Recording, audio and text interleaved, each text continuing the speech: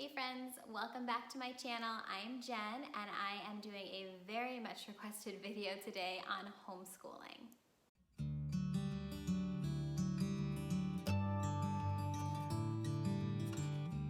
I have two kids.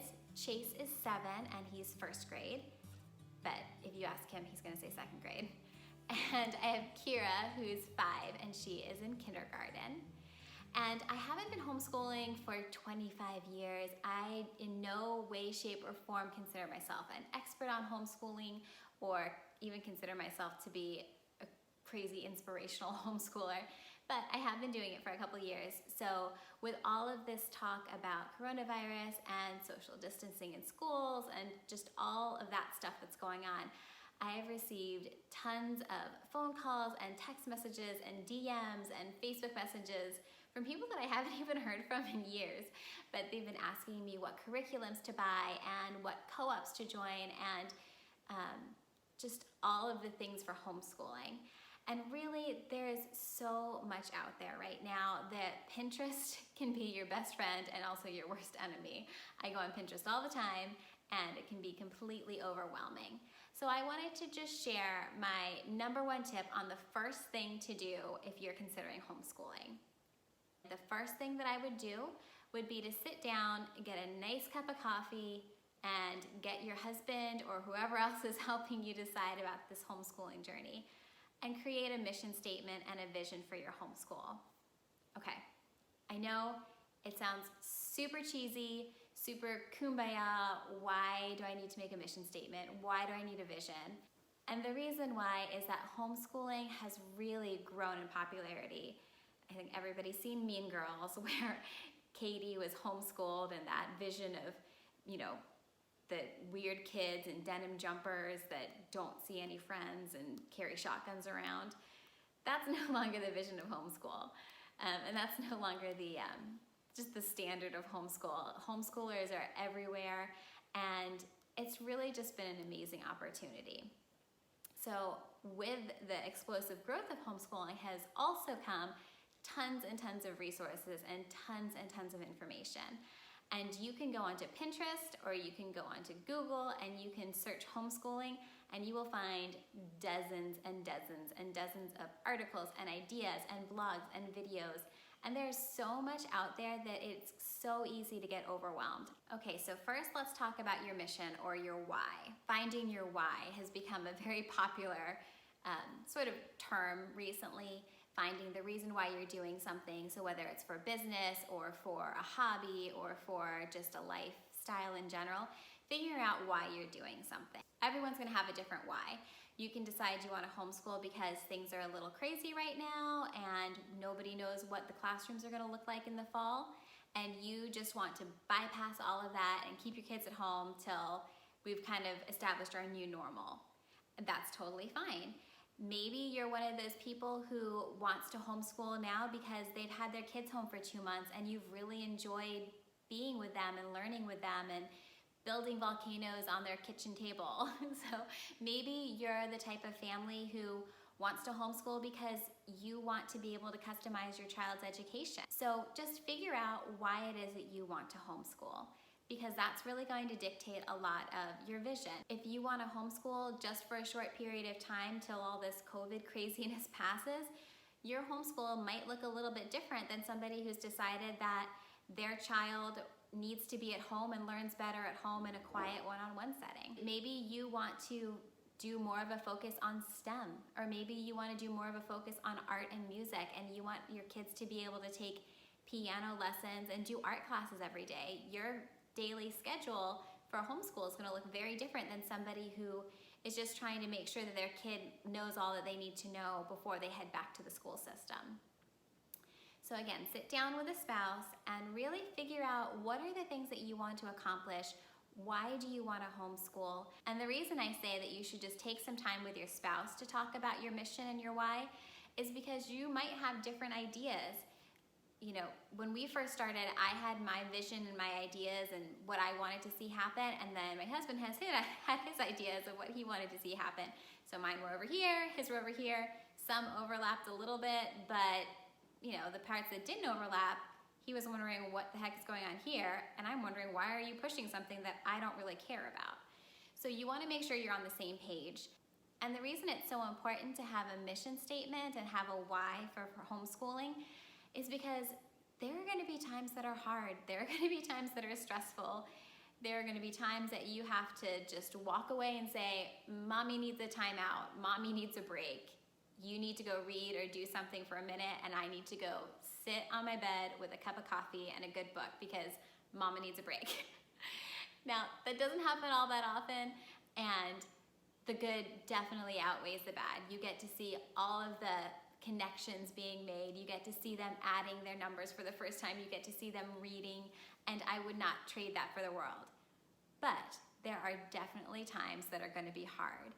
And it's when you're going to go back to your mission statement. That's when you're going to go back to your why and say, okay, we're having some bad attitudes today. We're having some fussiness, but it's all worth it because this is what our family decided is best, and this is why I'm doing this.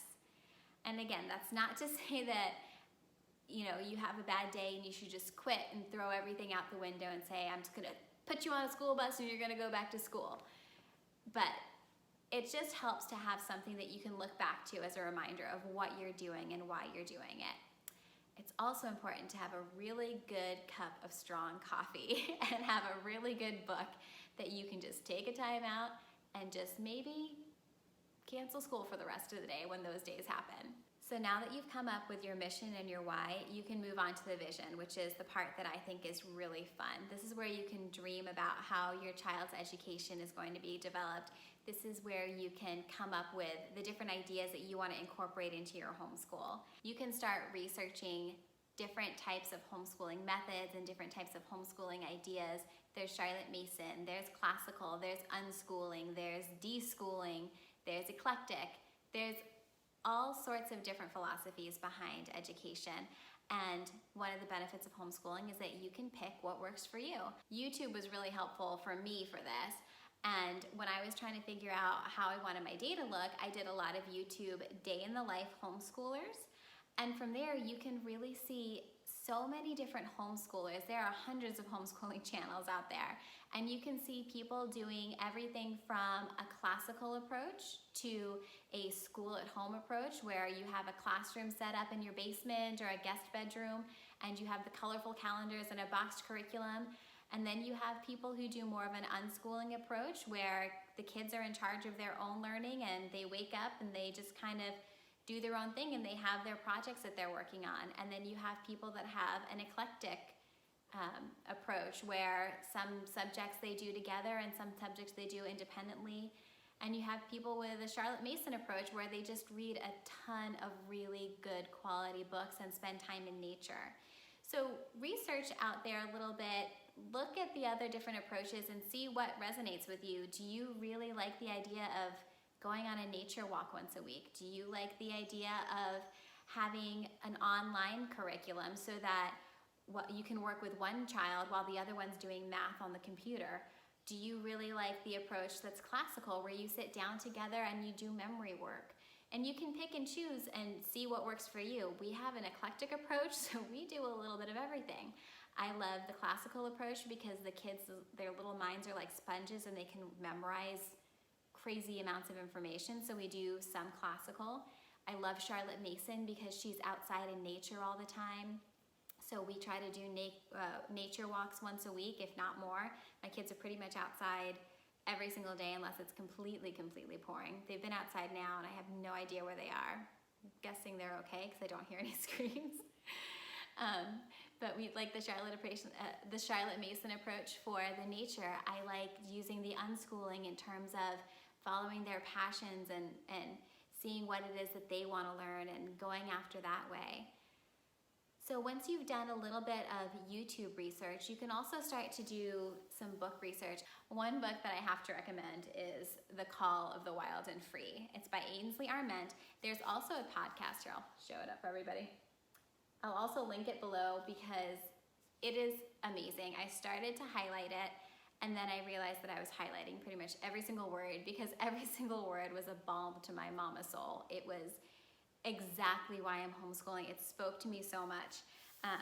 But there's also a podcast, and it's hosted by Ainsley Arment, and then they have guest speakers, and it's really just all about recapturing education. And the author talks about how her son she has several kids, I think she has 4 or 5, and she was talking about how her son was always inquisitive and always liked to learn, and she sent him off to kindergarten because that's what you're supposed to do, and over time she saw that he really wasn't that interested in learning anymore, and she describes it as the spark going out in his eyes.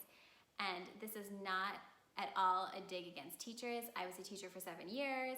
I have many, many, many good friends who are still teachers, and they are trying their best. But some kids just do better at home. You have to face the reality that a public school teacher with a class of 27 kids cannot give your child the same attention that you can.